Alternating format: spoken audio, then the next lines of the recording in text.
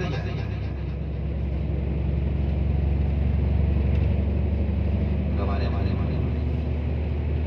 Kemudian Bapak Ibu yang dimuliakan Allah, depan kita ini ada tugu pembatas tanah halal dan tanah haram kota Madinah. Ala aqabil Madinah malaikatun la yadkhuluna ad-dajjal wa la ta'un, bahwa di setiap sudut-sudut sebatas tanah halal Madinah, tanah haram Madinah telah dijaga oleh malaikat-malaikat Allah. Makanya dalam salah satu riwayat menyebutkan pendapat ulama bahwa nanti yang tidak akan dimasuki oleh Dajjal itu yang berawalan dengan Mim, Madinah, Mekah, dan insyaallah Madura. Amin. Mana Probolinggo bukan dia pakai fa dia. Nah, dari Madinah dan Mekah ini nantinya para jamaah tidak akan dimasuki oleh Dajjal dan juga penyakit dakwah karena sudah dijaga oleh malaikat Allah Subhanahu wa taala. Nah, di samping kiri silahkan dilihat di atas sana ada Istana Raja. Nah, ini ke Istana Raja yang lama nih di atas kalau segitu dibangun, yang baru dibangun yang di atas.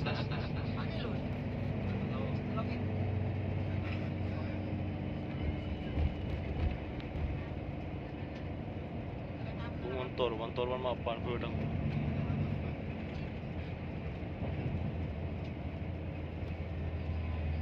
Yang bengkel ada, yang bengkel. Bengkel nggak ada,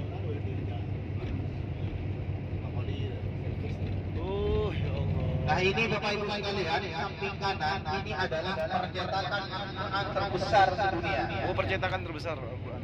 Iya. Ini samping kanan ini adalah tabri atau percetakan Al-Quran terbesar di dunia.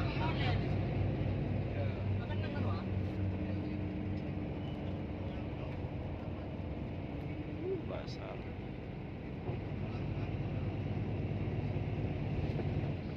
Bapak Ibu yang dirahmati Allah Subhanahu wa taala,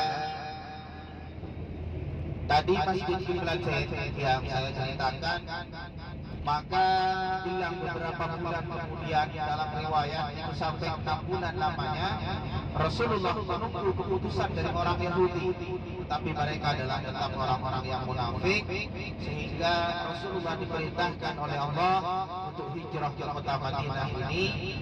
Kemudian saat itu maka para jemaah sampai Rasulullah hijrah ke kota Madinah, beliau itu sholatnya masih menghadap ke arah Palestina. Diingat bahwa Madinah ini posisinya berada di arah utaranya kota Mekah.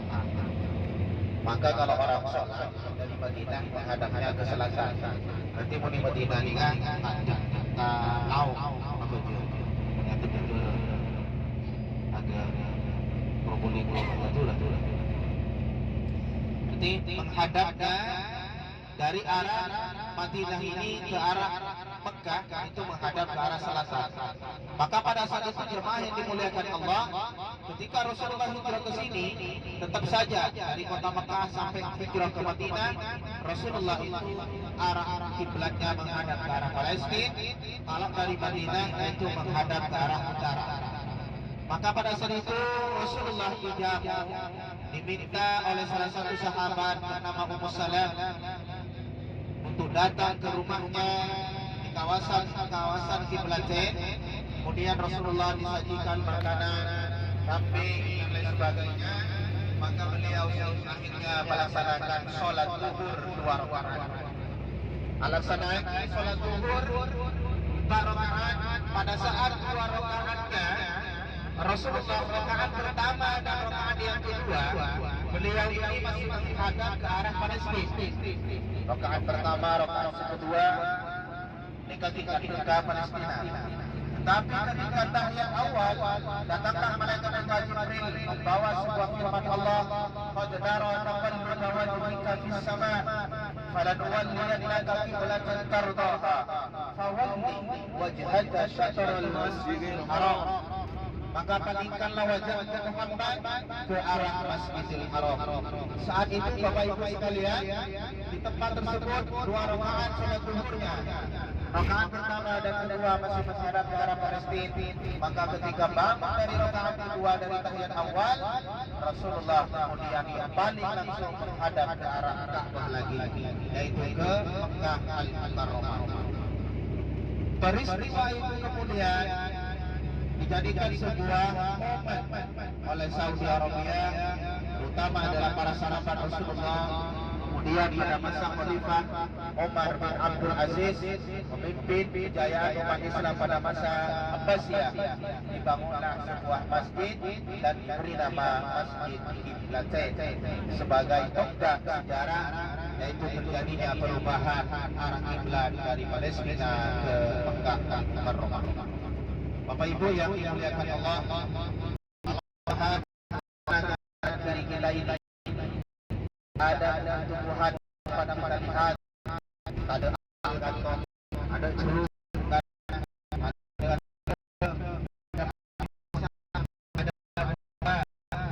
kelapa, ada dan sebagainya. Yang kita lihat adalah bukit-bukit di kota Madinah dan khususnya adalah Jazirah Arabia. Kalau kita berpikir dan bertanya kenapa Saudi khusus dan juga secara umum Jazirah Arabia ini gundul tandus gunungnya tidak bisa ditumbuhi dengan pepohonan, dalam riwayat Bapak Ibu sekalian bahwa kawasan Jazirah ini merupakan tempat di mana Nabi Nuh alaihi salam dulu bertemu dengan umatnya, sehingga pada masa Allah Subhanahu wa taala membumi hanguskan, mengazab umat Nabi Nuh alaihi salam dengan peristiwa banjir yang luar biasa. Makanya gunung-gunung Jazirah Arab ini tidak ada namanya yang aktif, tidak ada Merapi, tidak ada Seru, tidak ada namanya. Makanya gunung di sini gunung inilah akan Nabiullah tempatnya oleh Allah Subhanahu wa taala kait dengan banjir yang luar biasa. Dalam ayat ini umurnya kurang lebih 1000 tahun, 950 tahun Nabi Nuh berdakwah, mengajak umatnya untuk beriman kepada Allah, mengajak agama tauhid. Namun apa yang terjadi selama kurang lebih 900 tahun namanya Nabi Nuh berdakwah, hanya 50 jiwa saja, 50 orang yang Nuh beriman kepadanya. Maka akhirnya sampai anaknya sendiri Kan'an itu juga tidak iman terhadap ayahnya sendiri, yaitu putranya Nabi Nuh tak iman dengan Nabi Nuh, tak percaya Nabi Nuh bahwa Nabi Nuh memegang utusan Allah Subhanahu wa taala. Sehingga akhirnya apa yang terjadi? Pada saat itulah Allah memerintahkan Nuh bangun sebuah kapal besar, perahu besar di atas gunungan. Saat itu dikepung, dicaci oleh umat Nabi Nuh. Bahkan dalam riwayat Bapak Ibu, perahu atau kapalnya Nabi Nuh juga diberi kotoran, tarik dihinggapi oleh umatnya Nabi Nuh, dikasih kotoran di sana, BAB di dalam kapalnya Nabi Nuh. Apa yang terjadi pada saat itu jemaah yang dimuliakan Allah? Akhirnya umatnya Nabi Nuh pada saat itu awalnya diazab oleh Allah dengan penyakit gatal-gatal, tidak bisa sembuh kecuali yaitu dengan diolesi oleh kotoran-kotoran yang ada di dalam kapalnya Nabi Nuh. Berbondong-bondong mereka, umat Nabi Nuh berbondong-bondong, akhirnya bersihlah kapalnya Nabi Nuh alaihi salam. Saat itu